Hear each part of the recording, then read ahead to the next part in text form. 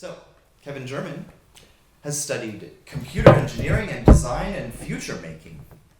Last year, he came into contact with laws of form through his personal interest in radical constructivism. Currently, he is doing research on natural language processing and artificial intelligence for chatbots at Karlsruhe University of Applied Sciences. Take it away, Kevin. Thanks. Microphone? Mic. Where do I put it? Yeah. This? And just aim it at you. Okay. Thanks for the conference here, and I can be like a part of the conference. It's really great. And welcome to my presentation about cellular laws of form, how to simulate law inside a cellular automaton. So here you can see the final result, which we're gonna derive, and we have had also a live demo. So here's content. So I will talk about my intention, why I'm doing this, why I did this project. I will explain what a cellular automata is. I will derive the rules for this particular cellular automaton, and I will show a couple of examples. And at the end, we're gonna see a live demo where we can play around with. So I first came into contact with laws of form last year, so I'm really new to this topic. So I'm really fresh and I don't understand really much of it. So I have a glimpse view, but I'm still like on my way to learn more and more about it. And when I was first coming into contact with laws of form, it was really hard for me to understand it. It was really hard for me to visualize it. So I tried to make drawings, sketch stuff on paper, draw a circle on a paper, as Spencer Brown described. And on page 59, he described a way how to visualize this process. So he said that in a plane, an indication of the marked state is shown by the shading. And also he said that the change of value for the space in which it is represented takes time to cover distance.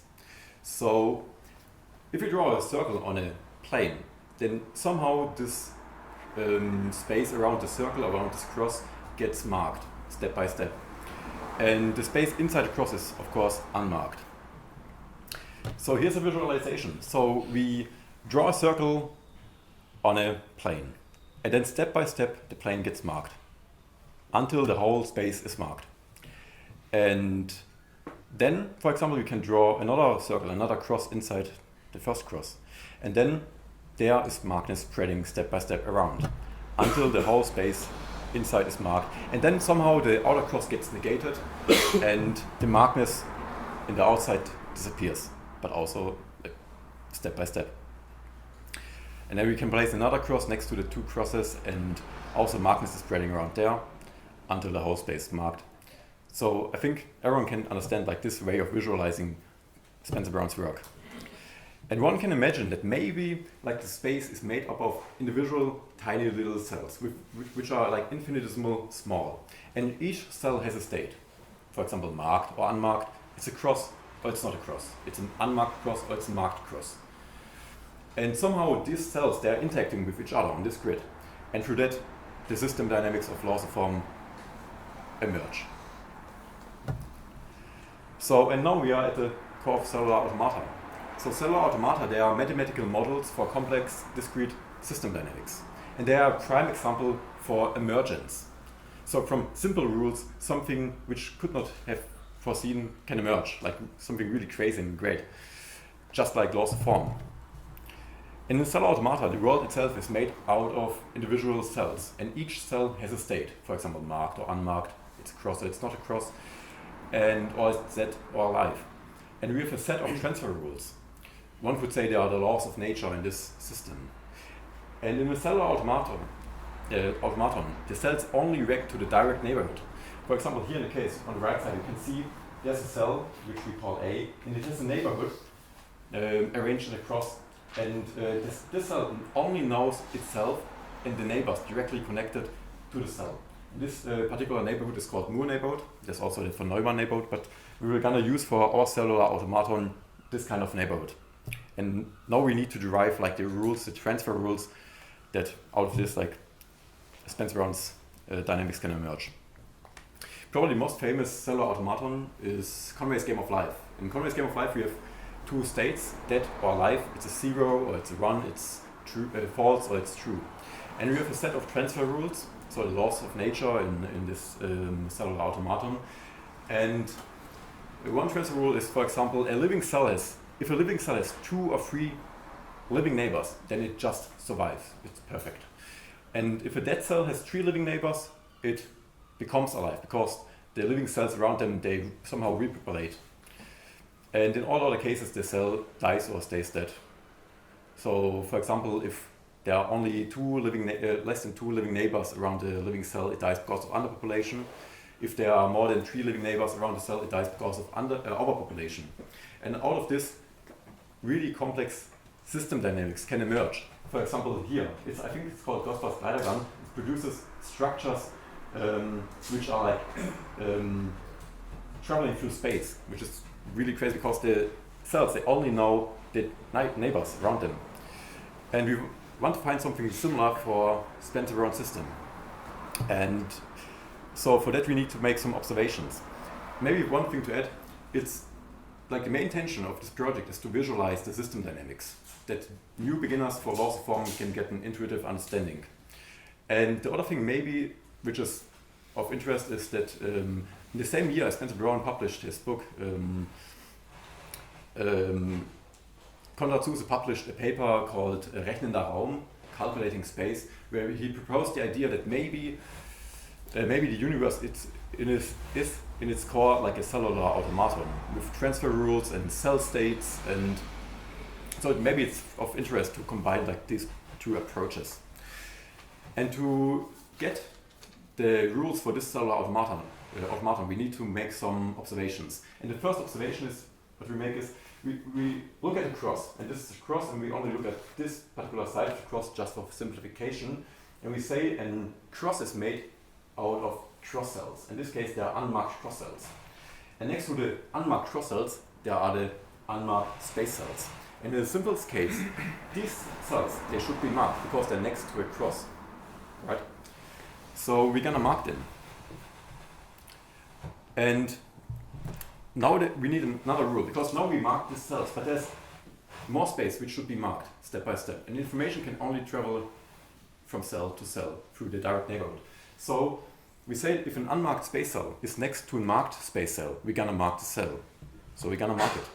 And now here are unmarked space cells next to marked cells. So we can apply the rule again and again and again until everything is marked. So we can mark the space. But now one thing that needs to be considered is that when we negate a cross, there needs to be somehow a signal for the cells that they are unmarked again. Because if we draw a cross inside a cross, law of crossing says that the space outside should be unmarked. So if the reason for the markedness disappears, we should unmark the cells. But the thing is really the information needs to travel from cell to cell. Like there's a given speed for the information. So for that we introduce something which I call rank. And we say that each marked space cell must have a marked neighbor of lower rank.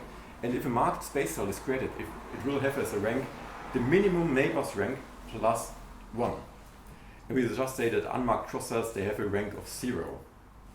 So we can imagine if everything would be like unmarked, and we mark these cells, they look at the neighborhood, and they see, oh, there's a cell with the rank 0, so that's the lowest cell we have. So we add 1 to it, we get marked space cells with the rank 1.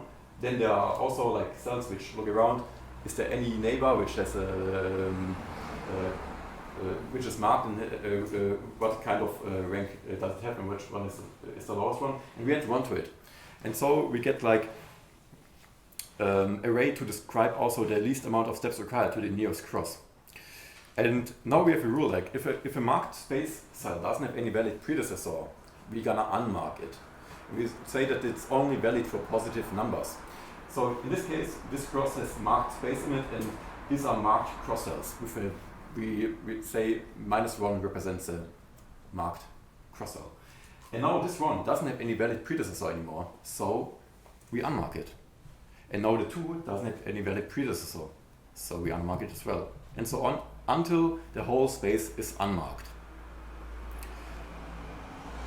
But now there's also another observation. It's that unwanted oscillations can form, as we can see here. So we have, in this case, we have two marked space cells with the rank 5 next to unmarked space cells, and they are not valid anymore because there's no valid predecessor. But because all the cells, they are updated simultaneously, they will become unmarked, but the next cells, like these cells, they will become marked with the rank of 6, because in the next step before that, they had a rank of 5, and so on. So there are oscillations forming, which we need to suppress. And for that we introduce something which I just called frozeness. We're gonna froze the cells for an amount of steps. So for example 20 steps, and we give them like a negative number. It will make more sense later if we look at the encoding. And we're gonna unmark it step by step. So the cells, they are not responding to changes in the environment for an amount of steps. So we can break out of the loops. And we need to find it empirically, because if we set the frozeness too low, oscillations can still form. If we set it too high, then the system gets unresponsive. Also another observation. So if you look at cross cells, we see that these cross cells, they have no clue if the left side or the right side should be marked. Because this one could be like the left border of the circle or the right border of the circle. So there's no way to know it. Or you could rotate it and it's like the bottom or the top. So a single cell cannot know it, which side should be marked. So what we need to do, we need to make a distinction beforehand between the inside and the outside, between the inside cross cells and the outside cross cells. So we need to make the operation asymmetric of the distinction, so that the information can only travel from the inside to the outside, but not from the outside to the inside, like a one-way gate. So we introduced unmarked inner cross cells, also marked cross cells, and marked inner cross cells and marked outer cross cells. And we say an outer cross cell is marked if and only if an inner marked cross cell is a neighbor. So the outer cross cell looks only at the inner cross cell, and the inner cross cell is marked if and only if a marked space cell is a neighbor. So the outer cross cell looks at the inner cross cell, and the inner cross cell looks at the space. And for that we have a one-way gate of information. We just say a marked outer cross cell is ignored. It's behaving like an identity element, because the space could be also marked from some other cross. And through that we get the possibility to get the system dynamics that only information can travel from the inside to the outside. But of course, later we're gonna look at the reentry. And one thing which is interesting, we can encode all the states into one single integer, into one single whole number. So for example, you see that the unmarked outer cross cell, it has a value of 0, or rank 0, which we have seen before. Then a marked cell, marked space cells, they start at the value of 1, which is the ranked one, and it goes towards infinity, if the space would be infinite. And for the marked outer cross cell, we have a value of -1, which we've also seen. The unmarked inner cross cell has a value of -2, marked inner cross cell's value -3, and the unmarked space with a frozeness of 0, so it's responding to changes in the environment, it gets the value of -4. And it goes until like unmarked space cells which are frozen to -4 minus frozeness. So it's just a numerical representation of all the states. So behind the states are just numbers. And then we have a set of transfer rules. So we have phi of A, and we say the first rule says that if a cell is frozen, then we're gonna unfreeze it step by step by adding 1 to it. Then the next rule is used for marking a space. So if an unmarked space cell, which is not frozen, has a marked space cell as a neighbor, then it's marked. This rule is used for the inner cross cell, this one is used for the outer cross cell, and this one is only used for cosmetic purposes. Like it makes the cellular automaton more beautiful, because the cells, this rule, the cells they are always updated, so that they show in the direction of the nearest cross. And the last rule is used just for the state transition from the marked space to the unmarked space. And now a couple of examples. Here we can see a cross which we have, so we need to of course draw a distinction, set the space, or nothing will happen. And so we have here the lighter gray here, these are the inner cross cells, the outer cross cells, they are black. And you can see that from time to time that like the markness is spreading around the space. So this is the simplest example. Then we have also the law of crossing. We have here t equals 1, t equals 0, a cross in space. We place another cross inside. There's markness spreading around. It reaches the outer cross. The outer cross somehow gets negated through the rules which we have seen. And then the cells, they don't have any valid predecessor anymore. So they get unmarked step by step until the whole space is unmarked. So that fulfills the law of crossing. Then we have also the law of calling. So we have a cross here, we place another cross here.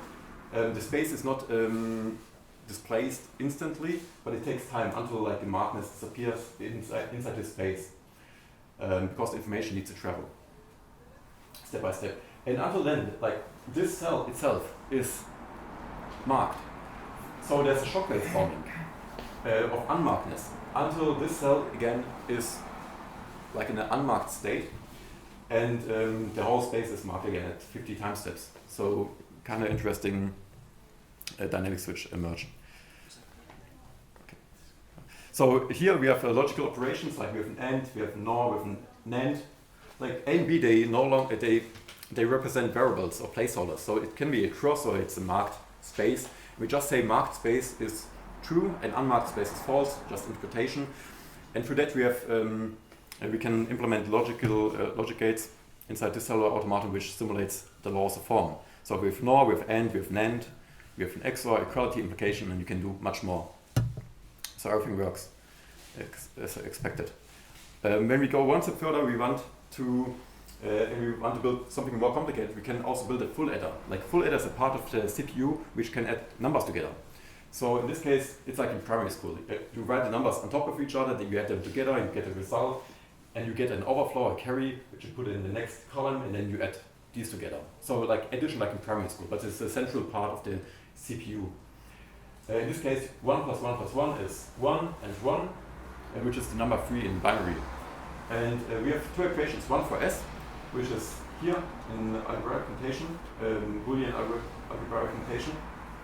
And we can transform it in the indication of, in the calculus of indication, here at the bottom. And the same thing for C out, which is so beautiful. So we have here this equation, and if we transform it in the calculus of indication, this looks way nicer.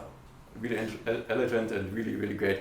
And these are the steps I require to make this transformation, but probably it's a way more easier way to do it. And then we can implement it inside the cellular automaton. So here we have S, we have C out, and they are like, these are the variables. So if we add 0, 0, 0 together, we get 0. If we add 0, 0, 1 together, we get for S a 1 for the first digit, and for the carry we get a 0. So everything makes sense. So this one is maybe interesting. If we add 1, 0, 1 together, it's the number 2. So for the first digit, for the least significant digit, we get a 0, and for the second digit we get the 1, which is the number 2 in binary. And of course, the example which we have seen before, the number 3 if we add 1 plus 1 plus 1 together. So everything works as expected. And when we want to go one step further and implement the reentry, we can also do it. Spencer Brown described it on the page 59 really, really well. So we have here a cross, and there's a tunnel, like from the outside to the inside. And through this tunnel, there's markness spreading inside. And this markness reaches the outer cross gets negated, and there's unmarkedness spreading around, or the markness is disappearing. It goes through the tunnel again here, it reaches the outer cross, and now oscillations are forming. And here's like the expression which is used for that. So P no longer denotes a variable, but it denotes the space in which it stands. So it's a tunnel. And we can implement it in the cellular automaton like this. P is just a connection between the cells, and now we get oscillations. So which is kind of interesting. It works as expected. Then we can go one step further. We can implement a memory function as well. But here's a problem. Oscillations can form which cannot be suppressed. So for that we need to introduce something which I call stable state sampling. So we only sample or let changes through the tunnel if the cellular automaton is in a stable state. Or we have oscillations which cannot be stopped. But we will gonna see it in the example. So I have a live demo here. So, okay, to share it. 1 second.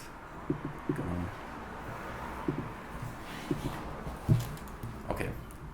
So here's a light demo. So we can draw distinctions, and we can draw more distinctions around distinctions, and they get negated, and so we can play around, and we get the expected behavior. So like the basic stuff works. Then we can go one step further. We can add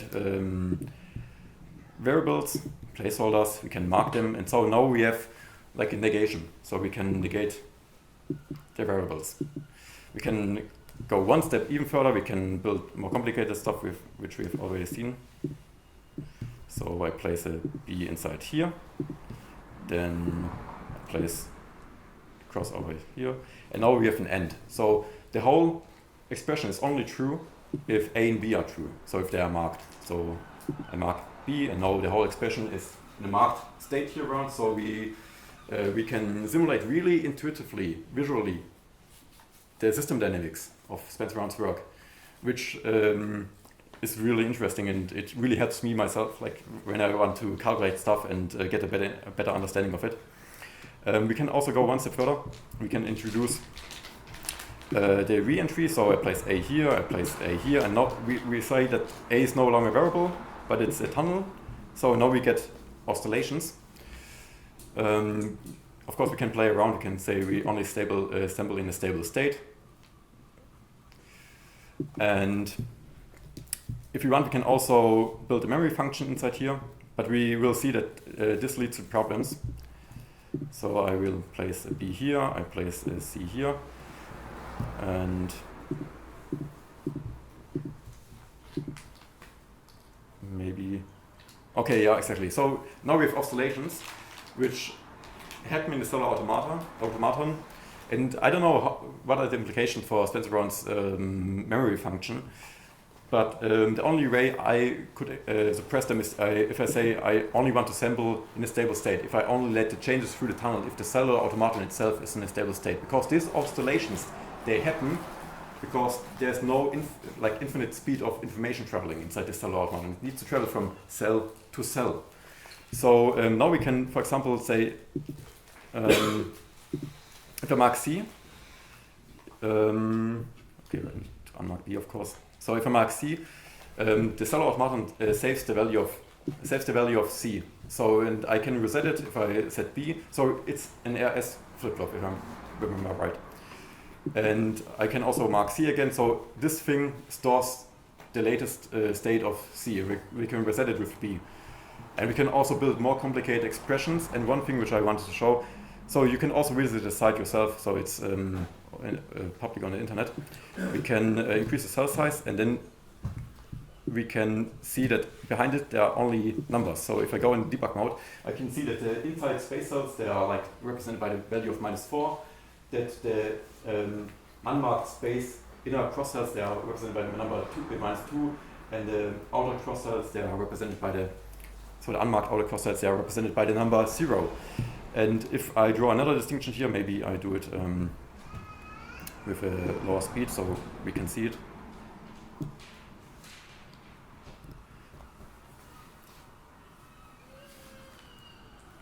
So it's like, I think that's all. Like, thanks for the attention.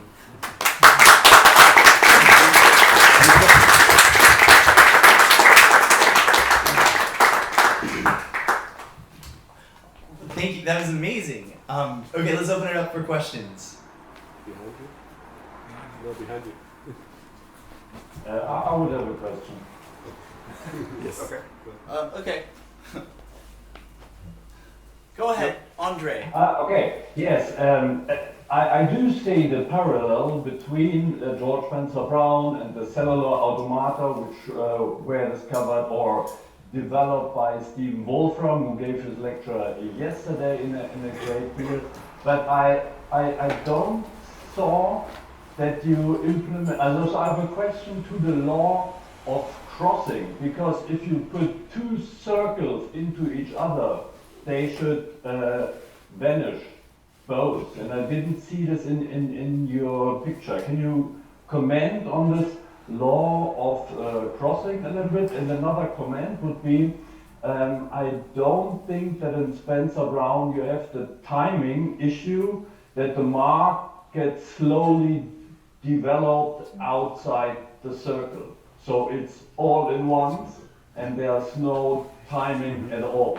I think this is very important for the crucial understanding of laws of form, because the time comes only in play if you have to re-entry. That's the first thing in his calculus where time is of the essence. But in just of mark and unmarking and displaying this as circles, you don't have sort of a notion of traveling marcation in space or so. So this would be my two comments, and maybe you can show us or comment on this law of crossing. Two circles in each other should cancel each other. Okay, yeah. So as I said in the beginning, the thing, like intention behind this project. Okay, can you see it? Like, okay, so the intention behind this project is that I wanted to visualize Spencer Brown's analogy on page 59. So where the mark spreads through space. I just wanted to get a visual understanding of it. Of course, the two crosses they don't disappear, but they also don't disappear on paper. If I draw two circles, they just stay there. And we talk about, I talk about the markness. Like I want to simulate at the end what's the value of the unwritten cross. What's the value of unwritten cross inside? And of course, the two circles they don't cancel each other. So we only look at the markness. Also, of course, out of this cellular automaton, there's nothing there are no distinction emerging. So we need an observer. We need one who draws the distinctions. So so that's to this. And Spencer Brown also described on page 59, he had this. Okay, you can see it. 1 second. So I was trying to simulate this behavior just in cellular automata to get a visual understanding that I can play around with it. And he said also that there's a speed to it in this analogy. He said that the change of value through the space in which it is represented takes time to cover distance. And you can see it in this example as well. So on the same page, when he represents this visual way of understanding the tunnel of the reentry, that there's it's not instantaneously, it takes time. So of course, but it's a visual way of understanding it. It's like depth of expression, right? Or someone, correct me if I'm wrong, right? I mean, I don't know if it's a little bit different in the case of the algebra within the algebra, than it is in the very general way of thinking about how these are how the state is space or time, how it becomes these things. But I'm sorry, I should I'm using this as a transition point too, because this is so overly fascinating, and this conference is weird. But here's another question. Thanks for that, that's really good. I just wondered if you tried to implement the oscillator in chapter 11, or thing we were talking about yesterday? Modulator, yeah. We could try it. But okay, you haven't tried. I didn't try it, so this would be one thing which I would. Sounds complicated.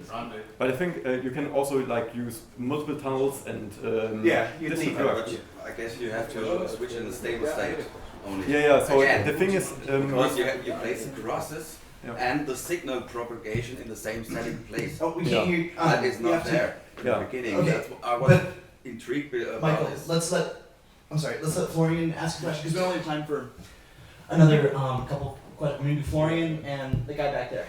Thanks.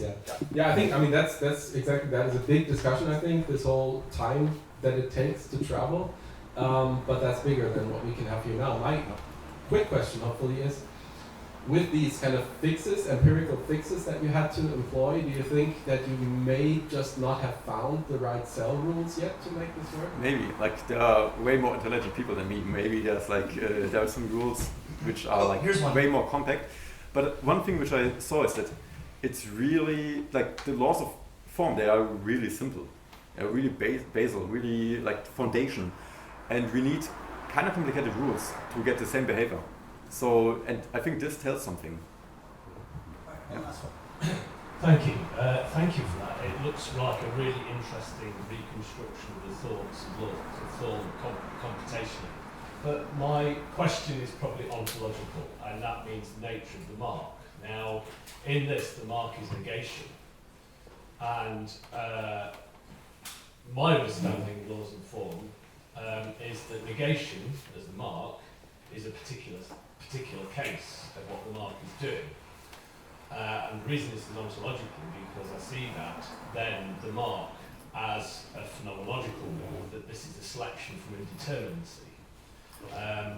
Rather than negation being a particular case of selection of indeterminacy. So actually laws of form, the oscillation take place, I suppose the norm gate is a more general of that particularity, and that might possibly explain the behaviour of the oscillation. So the question is how can you deal with that? How can you generalise this using computation so it becomes a phenomenological move as a selection from indeterminacy rather than just simply negation? It is a good question. I don't have an answer to it. So, but like I'm new to this topic. So, and like phenomenology is like really huge, and ontology. So yeah, maybe next year I have an answer. A productive aporia and a good place to enter our lunch break. Thank you.